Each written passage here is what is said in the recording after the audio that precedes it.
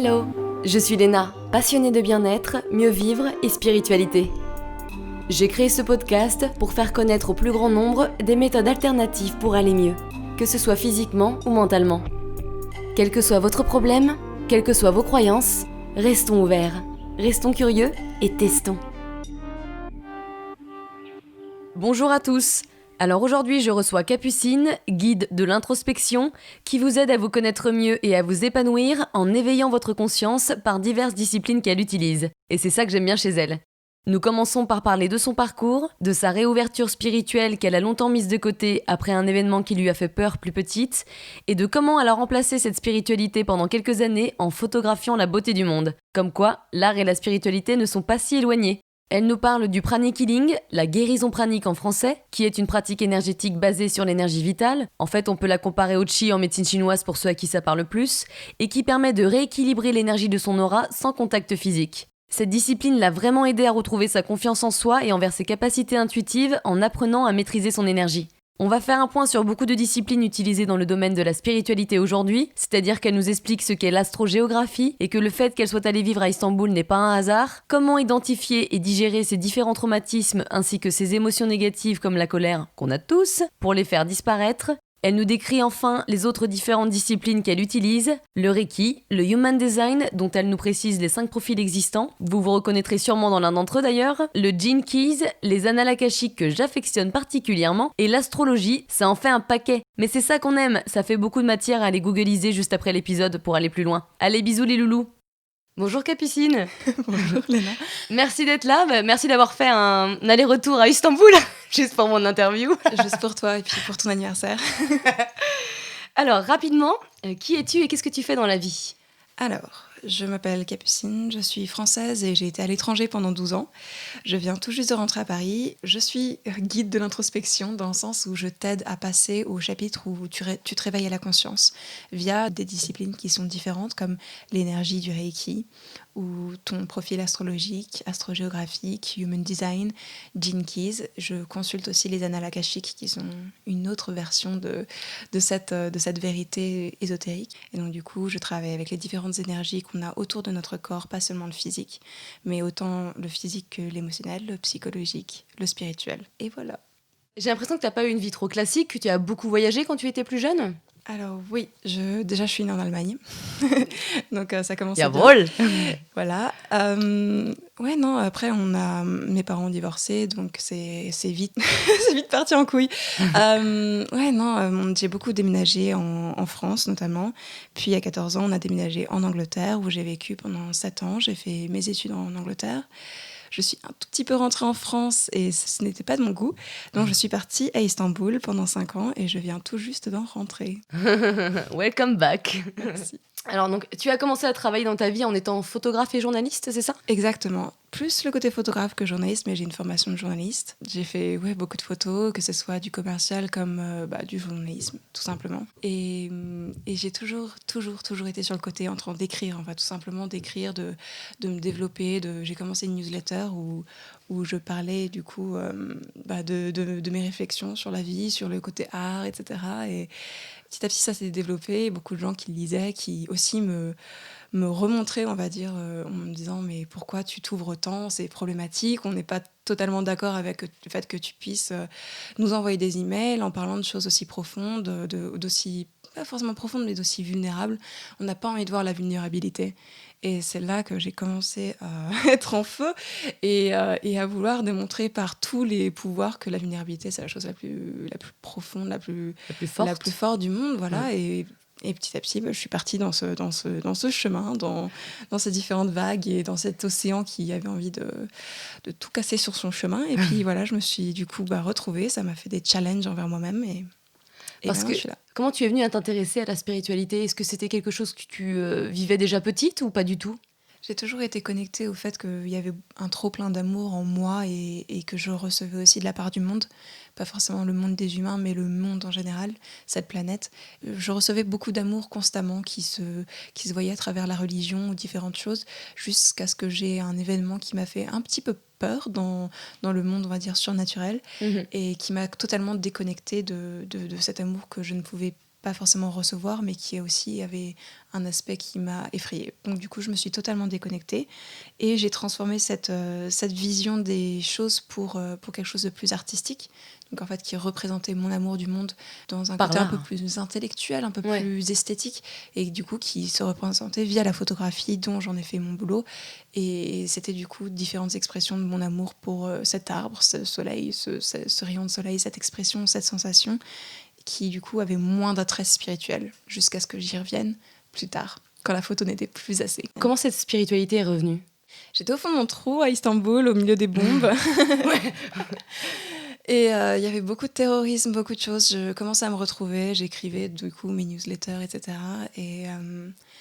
Et j'étais vraiment au bout du rouleau. Et j'ai une amie qui m'a présenté l'idée du fait qu'on était peut-être des êtres pleins de pouvoir, qu'on n'était pas des victimes au final. Et ça a fait comme un rayon de soleil sur mon fond, comme ça, genre waouh. Mais c'est vrai qu'on a un choix en fait. On n'est pas des victimes de cette vie. On a C'est ça, en totalement fait, un on choix. peut ne pas être une victime. On peut sortir de nos sentiers, nos habitudes qui sont pas forcément saines. Mhm. Et alors, qu'est-ce que tu as fait? Donc, comment tu t'es retrouvée? Par quel genre de spiritualité? Qu'est-ce que tu as fait? Tu as bossé sur tes traumatismes? Petit à petit, j'ai commencé à considérer qu'il y avait du coup deux chemins. Il y avait le chemin qui était l'impulsion d'aller vers ce chemin à chaque fois. Et puis il y avait le chemin où je me pose 2 minutes et puis je réfléchis à où je vais avant de rentrer directement dans ma pulsion. Ouais, l'impulsion qui peut être, on va dire, des habitudes qui sont pas forcément bien pour toi, quoi, c'est ça? Exactement. Le côté confortable et facile, le chemin qu'on a l'habitude de prendre, j'imagine. Qui n'était pas du tout confortable et facile Ouais. au final, mais qui était, on va dire, sans trop y réfléchir. Et au final, je me suis beaucoup, du coup, redirigée vers les énergies, vers le soin pranique, le pranic healing. Comment on dit ça en français? C'est comme du Reiki, mais c'est la version indienne, effectivement. Prana? Ouais, prana. Ils appellent ça pranic healing en anglais. Et ça, donc, tu as commencé par le prana? J'ai commencé par me dire qu'effectivement, quand je suis toute seule, il y a des gens qui me parlent.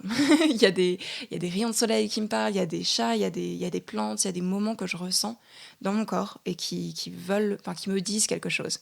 Et je me suis dit que c'était peut-être pas moi toute seule, mais c'était ça la spiritualité au final.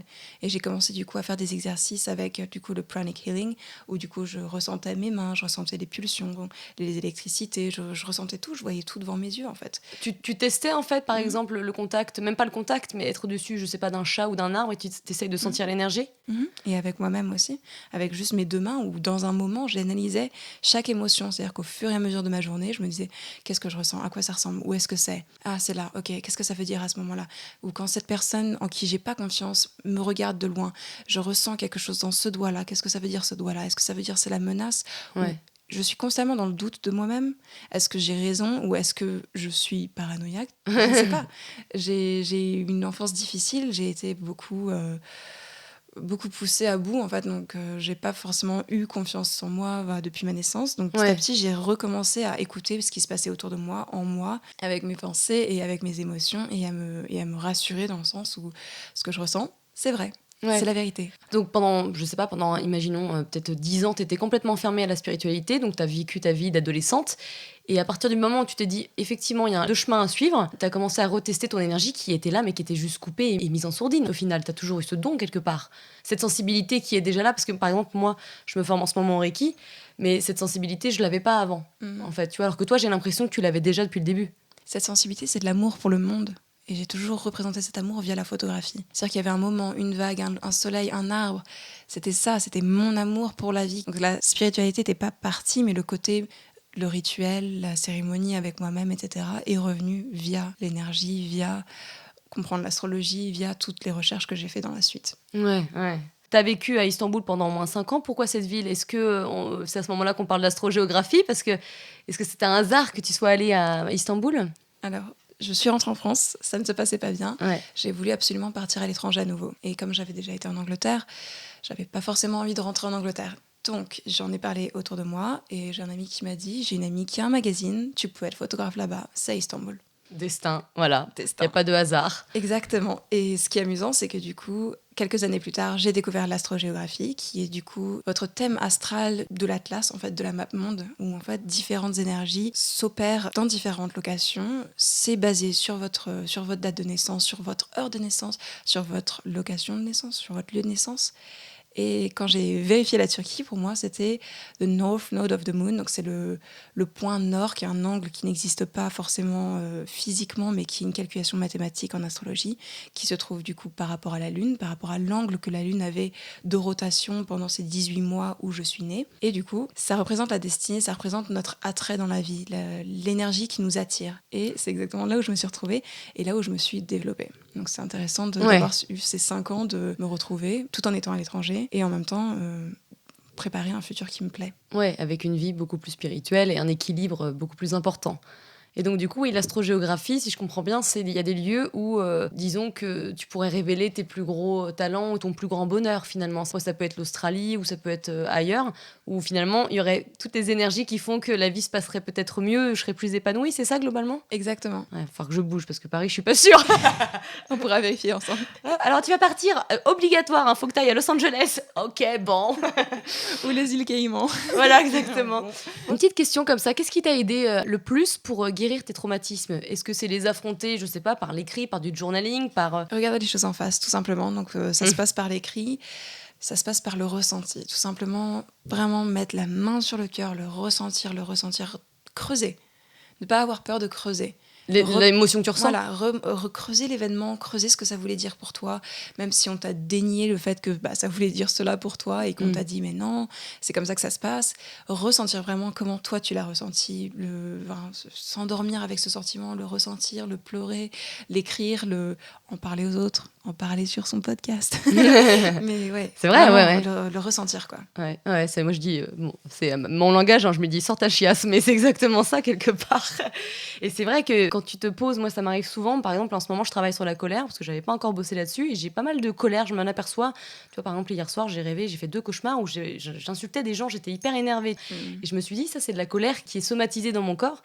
Et donc tout à l'heure je me suis installée sur mon divan et pareil je mets ma main sur mon cœur et sur mon plexus solaire et puis j'analyse un petit peu qu'est-ce qui fait que j'ai encore plein de colère en moi. Donc certains événements où je me suis pas sentie comprise, aimée, etc. Effectivement je ressens ces douleurs-là et elles finissent un peu par partir. Je trouve que c'est un bon exercice. C'est vrai qu'on peut faire aussi du psy, etc. Mais de temps en temps, quand t'es tout seul, c'est vachement bien au final. Tu fais quelque chose de plus instinctif, quoi. Pour moi, la colère, c'est exactement quelque chose qui se passe dans les dents. C'est-à-dire que t'as avalé quelque chose, tu l'as pris dans ton corps, tu l'as pas encore avalé, et ça reste là. Et du coup, tu peux jamais passer à autre chose parce qu'il est là. Ouais. Et les gens qui ont des problèmes avec les dents, en général, c'est ça. Les gencives, tout ça, c'est la colère qui reste. Qui rumine. Et du coup, qui est très proche de ta tête. Du coup, donc ça se passe tout le temps là. Tu vois, le subconscient, c'est aussi là. Donc c'est quelque chose qui revient dans tes rêves, etc. Jusqu'à ce que, en fait, tu l'acceptes, tu l'avales. Ouais. Tu l'acceptes et puis ensuite tu le digères. Ouais. Et ensuite, ça devient quelque chose d'autre qui part de toi. Mais il faut le ressentir pour pouvoir en fait juste l'avaler, le laisser venir dans ton cœur. Et la colère, c'est de la tristesse au final. Donc, il faut ressentir la tristesse dans son cœur et ensuite, ça se digère, ça part, quoi. Mais beaucoup de gens le laissent et puis c'est tout. Ils passent à autre chose, quoi. Et malheureusement, ça reste en nous. Et donc, on n'est pas au courant. Et ça ressort quelques années après. Exactement. On va parler un petit peu plus de ton travail, puisque tu as quand même une manière de travailler qui est très personnelle, puisque tu mélanges plusieurs disciplines. Alors, dis-nous en plus, comment ça se passe une session avec toi ? Qu'est-ce que tu mélanges comme discipline ? Alors, je mélange le Human Design, qui est une science ésotérique qui est basée sur l'astrologie et sur le I Ching et sur beaucoup d'autres choses qui se regroupent. Le I Ching, c'est un jeu divinatoire chinois qui a du coup différents hexagrammes. Donc il y a 64 différents hexagrammes. Et dans ces hexagrammes, tu as 6 lignes. Donc c'est-à-dire que les hexagrammes, 6 lignes. Et du coup, tu as 64 énergies qui ont du coup 6 déclinaisons et qui se regroupent par rapport à ta date de naissance et qui veulent expliquer comment ton énergie marche. Donc avec des connaissances de la Kabbalah, de l'astrologie, le I Ching, ils ont regroupé tout quelque chose qui veut dire que des fois, tu marches comme ça. Ton énergie, en fait, au final, tu es un corps énergétique qui marche d'une certaine façon. Il y a des schémas qui se répètent. Ça, c'est le Human Design. Ça, c'est le Human Design. D'accord, je savais pas. Je pensais que le Human Design, c'était une discipline à part entière, mais que ça utilisait pas la Kabbale ou... C'est des cartes, d'ailleurs, là, le I Ching. Le I Ching, c'est des cartes ? Je pense que c'est plus comme des mahjong, tu sais, comme des dominos, en fait. Ah, d'accord. Ouais, Okay. Parce qu'en fait, c'est devenu un jeu après. Donc, c'est-à-dire que ésotériquement, c'est très, très, très, très ancien. C'est-à-dire que c'était un jeu qui a été transformé en mode divinatoire de se faire notre divination entre nous, quoi. D'accord. Comme le jeu de tarot, au final, c'est un jeu de cartes qui est devenu... intéressant. Tout dépend dans quel intérêt tu l'utilises, de toute façon. Exactement, tu peux prendre un livre et puis te lire la 11e ligne de la 7e page. Exactement. Et te dire, ah, c'était mon chemin. Exactement. Donc, tu fais du human design, ou tu Ouais. mélanges avec quelle autre activité? Donc, je mélange avec le Gene Keys, qui est une déclinaison de Human Design, qui est du coup un parcours au travers de ces énergies. C'est un profil qui est différent, qui a un parcours d'énergie qui t'aide à comprendre encore plus qui tu es au niveau de ton âme. Le Human Design, c'est plus le côté personnalité, fonctionnement. T'es venu pour ceci, t'es venu pour cela, c'est comme ça que tu marches. C'est-à-dire, on va dire qu'il y a un parcours électronique, c'est comme sur une puce, Ouais. c'est comme ça que tu marches. Et c'est Et comme alors- ça que la lumière s'allume. Ouais. Alors, comment ça se passe, le human design? Il me semble qu'il y a quoi? Il y a 4 profils, c'est ça? T'as des générateurs, des... Alors, le Human Design, il y a 5 profils. Donc, les projecteurs, c'est des gens qui sont très différents de la plupart, on va dire, de la population, Ouais. qui ont moins d'énergie, qui ont besoin d'être beaucoup plus en retrait Mhm. et qui ont une capacité de compréhension sur ce qui se passe au niveau macro, on va dire, de ce qui se passe au niveau de la société ou même de l'individu, qui va être capable de comprendre les grandes lignes de beaucoup de choses, tandis que les autres profils comme les générateurs ou les manifesteurs ou les manifesting generators, c'est 3 types qui sont beaucoup dans l'énergie de la création, de la D'accord. production, etc. Donc c'est la plupart d'entre nous. Et ensuite, tu as aussi les réflecteurs qui sont des gens qui s'adaptent à tout, qui s'adaptent à beaucoup, beaucoup de choses en même temps et qui, en fait, n'ont pas vraiment d'identité développée en fonction de la personne à côté de qui ils sont. Ils vont, en fait, capturer leur énergie, la ressentir, l'exprimer et du coup, ça change un peu tous les jours. Donc, chaque profil a des compréhensions différentes et le plus tu comprends qui tu es à ce niveau-là, le plus tu peux mettre ta vie en fonction de ce niveau-là et voir à quel point ça se développe de manière beaucoup plus fluide, harmonieuse. Et au final, c'est un jeu. Mm. Après, t'es dans ton courant de rivière, t'es plus en train de te battre contre le courant et essayer Ouais. de remonter la rivière, tu te laisses glisser. Les choses sont beaucoup plus simples. Ça t'aide à comprendre plus qui tu es et en fait ce pourquoi tu te bats et ce qui serait plus naturel pour toi, c'est ça? Exactement. Donc tu as ces 2 profils-là, les autres, donc c'est générateur, c'est quoi générateur? Moi, je Donc, crois que je suis générateur d'ailleurs. Tu es générateur. Tu me confirmes? Parce qu'on va faire une petite séance après. Les générateurs, du coup, C'est des casse-couilles. Non, les générateurs, c'est les gens qui sont venus pour accomplir exactement ce qu'ils aiment, en fait. C'est-à-dire qu'on est tellement dans une société où on est censé faire ceci, cela, selon un certain système. Les générateurs sont là pour vraiment faire ce qui leur fait plaisir. Et ils ont énormément d'énergie pour le faire. Mais dès qu'on leur demande de faire quelque chose qui ne leur convient pas, ils ne vont pas avoir l'énergie, ils vont être fatigués. Et c'est là qu'on rencontre beaucoup de gens qui se plaignent, par exemple à Paris. Mais ouais, les générateurs, c'est des forces de la nature qui sont là pour nous montrer qu'on est juste censé s'éclater. On n'est pas censé trimer et avoir cette espèce de travail qui est une torture. On est juste censé s'amuser au final. Ouais. Et donc, c'est des joueurs, en fait. Pour moi, les générateurs, c'est des joueurs. C'est ceux qui sont censés se faire plaisir. Bon, c'est cool. Les manifesteurs, c'est ceux qui n'ont pas forcément de l'énergie pour faire des choses comme les générateurs, mais qui sont là pour créer des nouveaux systèmes, pour créer des nouveaux projets, pour les initier, mais pas forcément les continuer. C'est-à-dire que... C'est ceux qui trouvent les idées. Exactement. Qui font des étincelles et puis qui laissent les gens du coup suivre avec l'électricité et monter le projet.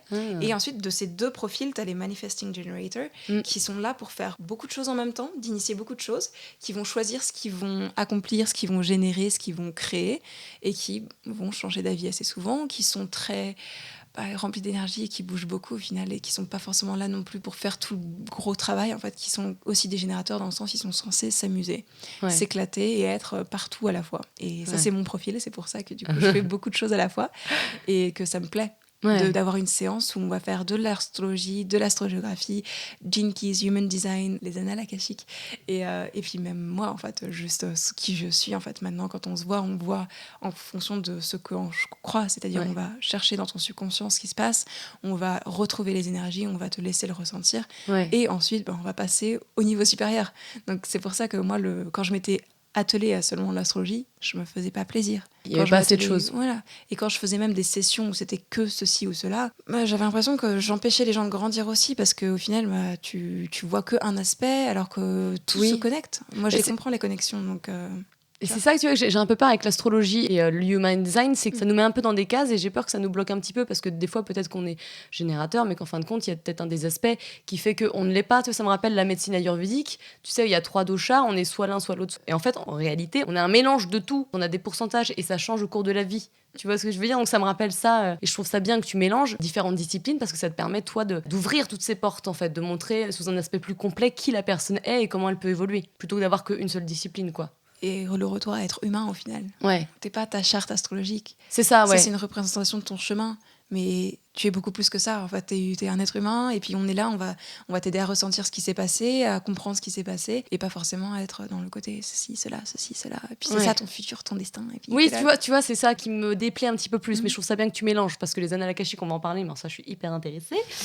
Et justement, je me demandais le fait que tu t'intéresses à beaucoup de disciplines. Est-ce que ça t'est pas arrivé des fois de te sentir un petit peu, pas perdu, mais disons, t'as peur que ça reste trop superficiel parce que tu t'intéresses à tellement de choses que t'as peur de ne pas creuser et d'être une spécialiste d'une discipline. Moi, je te dis ça parce que je suis un peu comme ça. J'aime beaucoup différentes disciplines. Et il y a des fois où je me dis, bon, bah, du coup, je vais pas creuser l'autre. Et tu vois, ça me donne un peu mauvaise conscience. Est-ce que toi, ça t'arrive ou non, pas du tout? Alors, avant que je commence ces sessions-là où je fais tout en même temps, ça m'arrivait beaucoup. Mais il y a, je sais pas comment te dire, mais il y a une connexion qui se fait entre tous ces éléments où en fait je comprends directement que aujourd'hui on va parler de ceci. Et on peut se revoir l'autre jour pour parler de cela. Mais maintenant c'est vraiment intuitif dans le sens où tu viens avec aujourd'hui je veux qu'on parle de ma carrière. Et du coup on va creuser, on va poser les questions. Je vais comprendre tes questions, que je vais t'écrire, que tu vas poser à toi-même et attendre la réponse. Et ensuite, on va creuser via les différentes chartes. Et on va voir les énergies. Et on va vraiment retourner à toi quand tu avais 5 ans. Qu'est-ce que tu as ressenti quand tu avais pensé à une future carrière et que tu as un oncle qui a dit « Ouais, mais c'est ridicule de faire comme ça. » Et puis tu l'as gardé en toi, il est encore là, il est encore dans ton aura. Et ça te bloque. Et tu y reviens. Ça fait 18 mois que tu repenses sans penser à ton oncle. Mais la question, le doute sont encore là. Moi, je suis là pour t'aider à débloquer ce problème-là aujourd'hui, maintenant, dans notre séance. Et ensuite, on peut travailler pendant un mois, on peut travailler une fois par semaine et on va aborder d'autres sujets. Ouais, donc pour toi, en fait, c'est pas un problème parce que tu fonctionnes de manière instinctive. Des fois, tu vas être appelé à des annales akashiques et des fois, ça va être plus du reiki, donc ça change tout le temps et ça se complète. Et ça se complète même dans la question. Quand je vais t'aider à poser les questions, je vais donner un peu de reiki pour enlever l'anxiété, pour que tu accèdes vraiment à la réponse. Parce que la réponse, elle n'est pas noir sur blanc sur la charte, elle est noir sur blanc en toi. Et toi, tu le sais. Est-ce que tu as envie de le sortir? Est-ce que tu as envie de le dire à voix haute? Est-ce que tu as envie de le dire à moi? Dieu devant moi. Et du coup, c'est pour ça que le plus je travaille dans ces sessions-là, le plus j'arrive à toucher le cœur des gens, le plus les gens arrivent à épanouir, s'éblouir et ça fait du bien. C'est ça. Je suis là pour ça, je suis pas là pour te présenter ton human design et te dire que tu es censé manger que comme ça et pas dormir la nuit, tu vois. Non. Comment tu ressens l'énergie de tes clients? Comment ça se passe? Est-ce que c'est des fourmillements dans tes mains? Est-ce que tu entends les messages? Qu'est-ce qui se passe? Alors, je suis clairsentiente, ça veut dire que je ressens tout dans mon corps. C'est-à-dire que quand je fais une session Reiki, même si tu es au Canada et que je suis en France, je vais me connecter à ton énergie, je vais tout ressentir en moi. C'est-à-dire que je vais ressentir ton mal à la cheville que tu as depuis quelques années, je vais entendre la voix de ton oncle qui t'avait dit quand tu avais 5 ans que ça te... Tu vois, c'est pas le comme stress, si tout ça. Voilà, je ressens tout. Mais c'est pas une souffrance pour moi, c'est-à-dire que je ressens pas du mal, je le ressens et c'est comme un algorithme, comme une réponse qui me dit, qui se développe, pas forcément au sens de l'audition, mais c'est vraiment comme une fleur qui s'ouvre en fait et qui me dit ceci, cela, ceci, cela. Et de toute façon, ça reste pas dans toi. Ah non, pas du tout, non. Enfin, c'est aussi pour ça que ça ne te stresse pas, c'est parce que ça part. Exactement. Ouais. Quand je parlais du pranic healing, quand je faisais le pranic healing, je gardais tout en moi. C'est pour ça que j'ai fait une formation de Reiki et que je suis passée du Reiki à Reiki maître. Et du coup, je me nettoie après. Je prends pas du tout ça n'utilise pas mon énergie et ça n'utilise pas, enfin, ça ne reste pas en moi. Oui, le Reiki, effectivement, c'est de l'énergie vitale que tu utilises. C'est pas comme un magnétiseur, sa propre énergie. Exactement. Alors, donc, on connaît assez bien l'astrologie, le Reiki, mais les annales akashiques, peu de gens en connaissent. Moi, perso, je suis hyper attirée par ça. J'ai déjà essayé plusieurs fois, j'ai lu des bouquins là-dessus. Peux-tu nous dire ce que c'est? Parce que c'est quand même la base, finalement, mais peu de gens le connaissent en France. Ok, donc... Il y a une dimension qui s'appelle la dimension d'Akasha. Il était une fois, mais pourtant une fois, il y a très longtemps. Exactement. Et elle est disponible à tout le monde. C'est-à-dire que si tu récites une prière et que tu es rempli de bonnes intentions et que tu es clair et que tu n'as pas bu d'alcool et que tu ne vas pas boire d'alcool dans les 24 prochaines heures, tu es capable de poser des questions et si tu te calmes et si tu te relaxes et si tu es vraiment dans un état où tu peux recevoir, tu vas recevoir des réponses. Alors qu'on précise, c'est pas une prière catholique ou quoi que ce soit, c'est un petit texte à raconter et à dire voilà, en le pensant. Et ça t'ouvre les portes de la dimension d'Akasha. C'est une sorte en fait de bible d'ADN de toutes les âmes, c'est ça? Exactement. Donc c'est comme une énorme librairie où tu poserais des questions et tu as un certain nombre de guides qui vont t'accueillir et te donner les réponses en fait par rapport à la personne avec qui tu travailles, la personne qui t'a donné son consentement à rentrer dans leurs annales akashiques. Et du coup, tu vas avoir des réponses qui vont venir en fonction de tes dons, en fonction de ta spécialité et tout le monde a des dons, on a chacun une capacité à recevoir des messages. Et du coup, ça va se faire soit par l'audition, soit par l'odeur, soit par le goût, soit par la vision, soit par la connaissance qui survient dans notre tête. Tout d'un coup, on est sait. au courant, on Ouais. sait, c'est tout. Ou alors, comme moi, la clairsentience, on le ressent dans son corps. C'est un Google spirituel pour en connaître plus sur ton âme et sur l'âme des autres, quoi, c'est ça? Exactement. Et la dimension d'Akasha, c'est la première dimension. C'est-à-dire que c'est la base de tout, c'est la source de tout. La source, ouais. C'est là d'où on vient. Ouais. Donc c'est aussi un peu un retour à la maison. Coucou papa.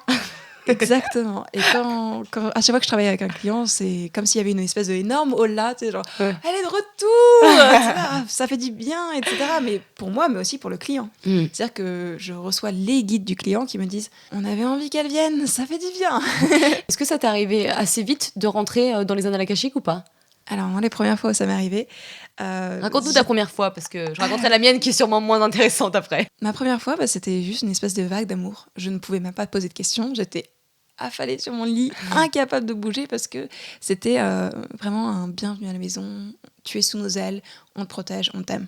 Et c'était pendant un mois. C'est-à-dire qu'à chaque fois que j'y retournais, tous les 2-3 jours, je ne pouvais pas faire quelque chose. Je ne pouvais pas poser de questions. J'étais juste remplie d'amour. Un amour que j'avais jamais reçu. C'est pas mal pour passer une bonne journée après. C'est ça, pareil, tous les matins. Je conseille. C'est juste une petite prière et puis voilà.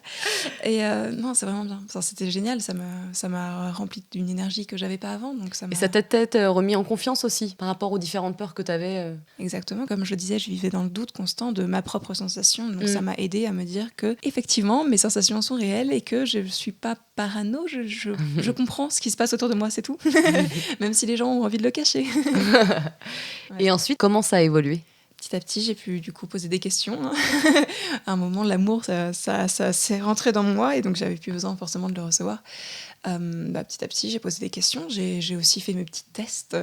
Est-ce qu'ils ont raison ? Est-ce que j'ai tort ? Est-ce que je me fourvoie au final ? Toujours le côté un peu sceptique. Ouais. Vraiment, est-ce que c'est vrai ? Est-ce que oui, non ? Est-ce que tu as un exemple à nous ? Je ne sais pas si c'est trop personnel ou pas. Est-ce que tu as un exemple à nous donner pour que les personnes qui ne connaissent pas voient un petit peu le type de réponse que tu peux avoir ? Alors, quand on se pose des questions, en général, on a un peu notre ego qui répond à la place Ouais. et qui crée une version de la réalité où on est un peu le chef, on va dire, ou le maître, ou la personne qui n'a jamais tort. Ouais. Donc, quand j'ai posé quelques questions, les réponses que j'ai eues n'étaient pas forcément sympathiques pour mon ego. Et du coup, c'est là que j'ai su que c'était totalement vrai parce que je ne serais jamais venue de moi-même à une réponse qui m'aurait fait, pas forcément du mal, mais qui m'aurait ouvert les yeux.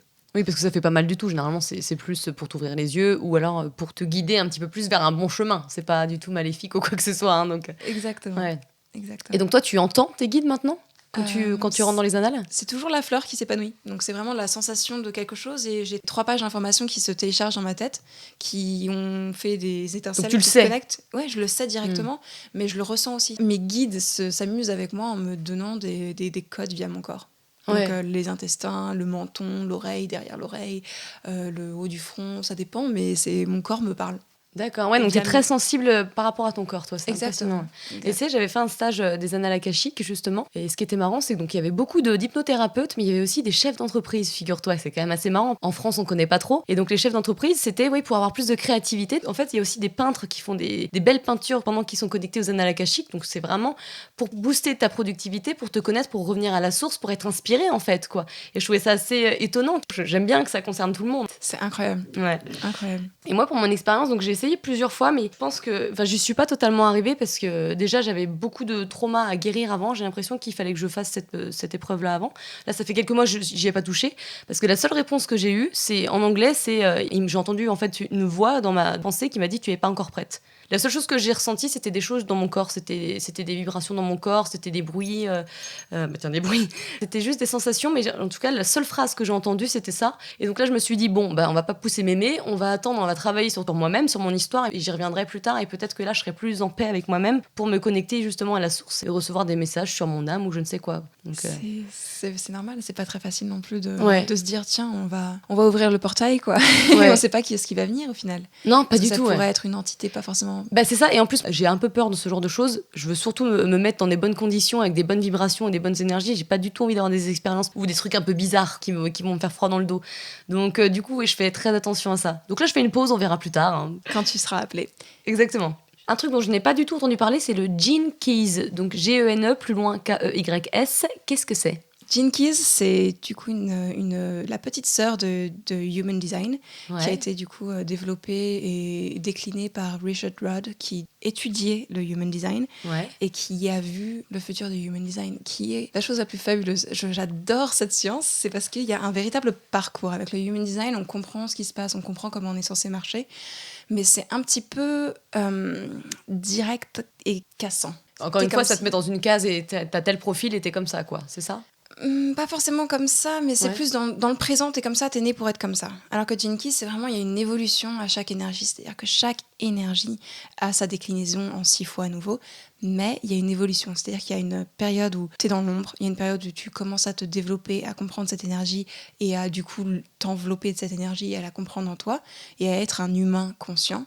Et après, t'as l'humain surconscient, c'est-à-dire à quoi ça ressemble, cette énergie, quand on devient, j'ai pas envie de dire un ange, mais quand on devient ton âme incarnée sur Terre. Ce que tu dois faire et ce pourquoi tu es venu ici. Pas forcément ce que tu dois faire, mais tu es appelé à devenir ta meilleure version de toi-même. Quand tu te Celle qui a le cœur ouvert, qui sert les autres, qui aide les autres, qui aussi se fait énormément plaisir. Et du coup, le Gene Keys, il y a un véritable parcours qui t'aide à comprendre tes énergies, mais qui t'aide aussi à faire le travail pour te rendre compte que tu es quelqu'un d'humain. On n'est pas forcément bien ou pas bien. On est juste des êtres humains en chemin vers quelque chose. Et c'est ça que j'adore chez le Gene Keys, c'est qu'il y a des véritables développements qui vont au-delà même de la société qu'on est en train de vivre en ce moment, c'est-à-dire la société où on parle avec la télépathie, où on parle avec les animaux, où on échange de l'amour avec les gens parce qu'on est juste amoureux de la nature, amoureux de ce monde, amoureux de cet oxygène, amoureux de tout. Et il a écrit du coup un livre où il y a un chapitre par Gene Keys qui t'aide à comprendre vraiment là où tu pourrais en être si tu n'étais pas forcément sain d'esprit et de cœur parce que tu as été traumatisé dans ta vie passée ou dans ton passé plutôt proche. Ensuite, il y a la version où tu peux vraiment devenir humain avec cette énergie. Et ensuite, à quoi ça ressemble quand on aura vraiment tous fait le travail de revenir à la conscience. Et dans ces cas-là, est-ce que tu peux changer de type de profil que tu es ? C'est-à-dire passer de... Non, tu peux pas. Alors, tu as un profil qui est basé sur ta date de naissance, comme le Human Design, comme l'astrologie. Et chaque énergie a du coup ces 3 niveaux. Donc, tu as vraiment le niveau où tu es dans ton trou, le niveau où tu es à la surface et le niveau où tu es dans les nuages. Ton profil, il évolue quoi qu'il arrive, mais tu vas pas changer les codes, etc. Mais c'est juste que tu as conscience que la vie, il y a plusieurs étapes, quoi. C'est ça qui rajoute dans le Gene Keys. Exactement. Tu connais le Enneagram ? L'énéagramme ? Non. L'énéagramme, on a chacun un profil spécifique qui est basé sur qui tu es, pas du tout sur ta date de naissance, et qui t'aide à comprendre à quel point tu pourrais être quelqu'un qui aide les autres.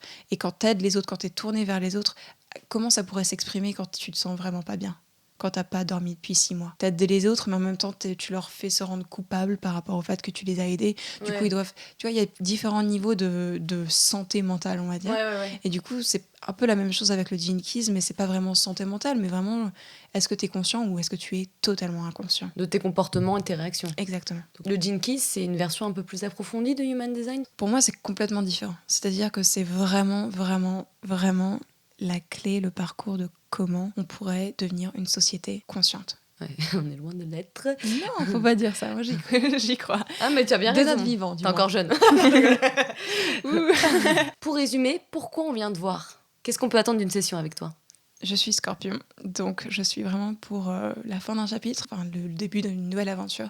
Donc c'est vraiment, on va analyser ce qui se passe et on va te transformer et on va t'aider à faire ta transition. Que ce soit professionnelle, amoureuse, de vie, de considération morale, mentale, psychologique, émotionnelle, tout. C'est-à-dire que peu importe ce que tu ressens, je vais t'aider à le changer. Parce qu'intuitivement, tu ressens déjà, tu as déjà des messages pour les clients que tu reçois. Dis-nous en plus. Alors, ce qui est assez intéressant, c'est que les gens prennent du temps avant de me considérer. C'est-à-dire qu'on va voir mon travail, on va m'écouter, etc. Et ensuite, on va me considérer. Mais ça prend un certain temps. Et j'aime beaucoup le fait que ça prenne du temps parce que du coup, est-ce qu'on est vraiment prêt ? Parce que quand je travaille avec des gens, je veux qu'on travaille. On n'est pas là pour s'amuser pendant 1 heure. On est là pour t'apporter des résultats. Pour oser dire des choses qu'on n'osait pas, c'est ça ? Exactement. Pour parler de nos problèmes. Exactement. Quoi. Et en général, les gens ont des rêves juste avant de me voir. Et le rêve, c'est la clé. Et moi, j'ai des messages en même temps qui arrivent. Et du coup, ensemble, on va trouver des solutions. Il y a le chemin de l'automatique inconscient et le chemin de on prépare, on stratégise, on sait qu'on a des pouvoirs, qu'on n'est pas une victime de nos circonstances et qu'on peut effectivement avancer. Est-ce que tu as un exemple concret d'une personne chez qui, qui a complètement changé à la suite de ta séance ou quelque chose qui s'est vraiment révélé en elle? Alors, je vais pas forcément donner un exemple de quelqu'un parce que c'est personnel, mais je vais faire une généralisation. Ouais. En général, les gens qui ont des problèmes de santé, par exemple, Ouais. avec le soin énergétique, les gens vont directement avoir une réponse sur ce qui trime depuis 10 ans. Ça fait 10 ans qu'ils ont un problème de santé, les médecins ne savent pas ce que c'est. Ils ont vu beaucoup de médecins, ils n'ont jamais eu de raison. Et tout d'un coup, après une séance avec moi, déjà, la plupart des symptômes sont partis. La plupart des nuages de confusion qui étaient autour de la chose sont partis. Et on est là, face à la source. Et les gens ont conscience de quelle est la source de leur problème. Mais en même temps, les médecins vont enfin trouver la solution. Ah en fait, c'était ça. Bon, bah voilà, prenez ce médicament et puis voilà. Et après, ça va mieux. plus de précision, en fait. On enlève les illusions. Et on voit la chose avec clarté, avec transparence.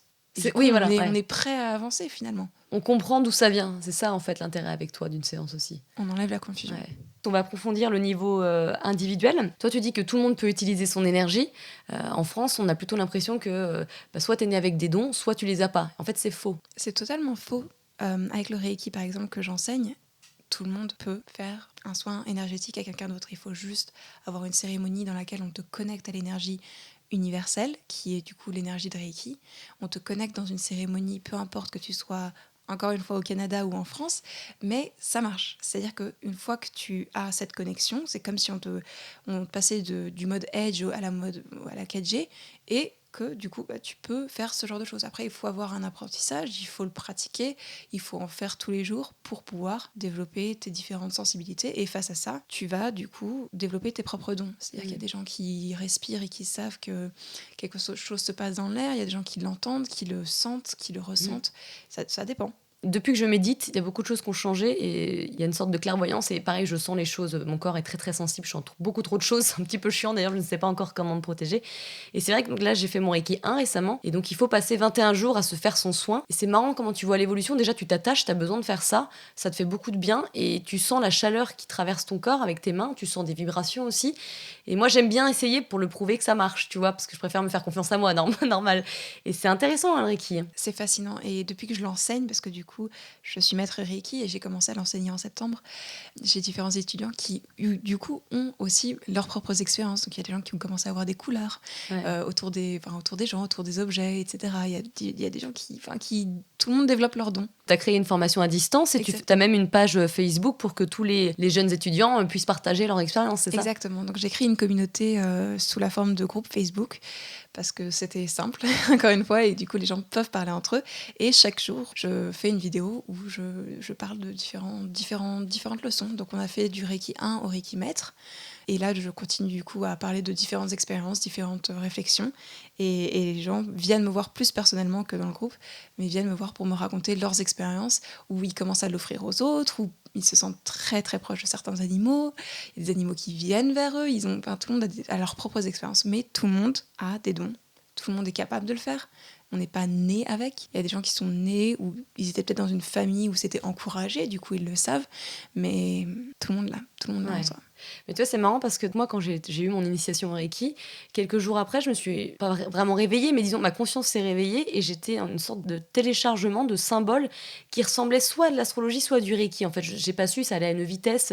C'est comme si, en fait, c'était mon troisième œil qui voyait plein de petits symboles qui venaient vers moi, quoi. C'est marrant, je sais pas si c'est une coïncidence, mais j'étais vraiment consciente. C'était pas ou alors c'était un rêve lucide, je peux pas savoir. Mais voilà, tu vois, c'est une petite anecdote. Tu les as notés? Non, c'est impossible. Non, ça allait trop vite. Dommage. Ça allait beaucoup trop vite. Dommage. Mais ouais, tu peux leur demander de revenir. Ok. Tu peux les noter. Toutes nos émotions, elles influencent notre corps physique, mais pas que, il y a aussi des énergies extérieures. Comment on peut faire pour s'en protéger? Alors, justement, pour moi, c'est vraiment faire une douche énergétique. C'est tout simplement savoir qu'on peut, tous les matins ou tous les soirs, dire à voix haute, 1, je ne vais pas être influencée par la communauté que je vais croiser au restaurant aujourd'hui. 2, vraiment se préparer, se faire un soin, se retrouver. On a tous un noyau, on a tous une essence, et le plus on y est connecté, le plus on reste à l'intérieur de soi-même, au mieux de se jeter dans le dernier film, de se jeter dans les problèmes de son ami, le plus on reste ancré en soi, et on observe, le plus on ne capture pas les énergies des gens. On observe le déroulement. Sans jugement, c'est ça? Exactement. Ouais. Et c'est le plus simple. quand tu restes dans ton noyau, vraiment ton noyau c'est ton cœur, le plus tu écoutes ton intuition, tu l'écoutes et tu le laisses rentrer dans ton cœur, et le plus tu observes ce qui se passe autour de toi, tout en sachant que c'est pas personnel. Ce que la personne est en train de te dire par rapport à ton apparence ou je ne sais quoi, par rapport à ton expérience de vie, c'est pas personnel, c'est vraiment une réflexion de ce que les gens sont en train de penser par rapport à ce que ça anime chez eux. C'est tout. Donc c'est rester objectif quelque part. Rester neutre, ouais. Objectif, c'est ça. Est-ce que tu imagines aussi, par exemple, des douches de lumière? Moi, je sais que souvent, je visualise, que je suis très dans la visualisation. Et donc, j'imagine la lumière blanche ou violette qui traverse tout mon corps et qui me protège comme un bouclier pour pas qu'on m'emmerde. Tu vois, ça fait ça. Parfait. Non, ça va, ça dépend des gens. Tu vois, il y a un sigle que j'utilise beaucoup en Reiki qui est le sigle de l'anxiété. Et ça s'appelle le souffle violet. Et donc, par exemple, c'est vraiment un souffle que tu envoies vers la personne et qui se transforme en cette. Pour moi, c'est vraiment des nuages très épais violets qui entourent comme ça. Et moi, ça me fait me sentir parfaitement bien, tu vois. Et si toi, c'est le ressenti, tu vois. S'il y a des gens, ils le font à l'audition, ils peuvent se mettre à chanter, tu vois. Ça dépend des gens. Il y a vraiment, ça dépend de comment tu le sens pour toi. Il faut apprendre à se faire confiance.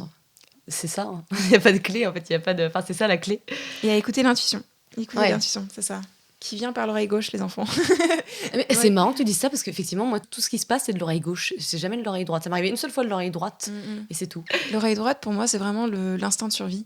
Donc, c'est pas de l'intuition, c'est de la peur. Ouais. Donc, c'est par exemple quand t'es dans le métro tard, etc., que tu reçois un truc et tout. C'est pas l'intuition, c'est de l'instinct.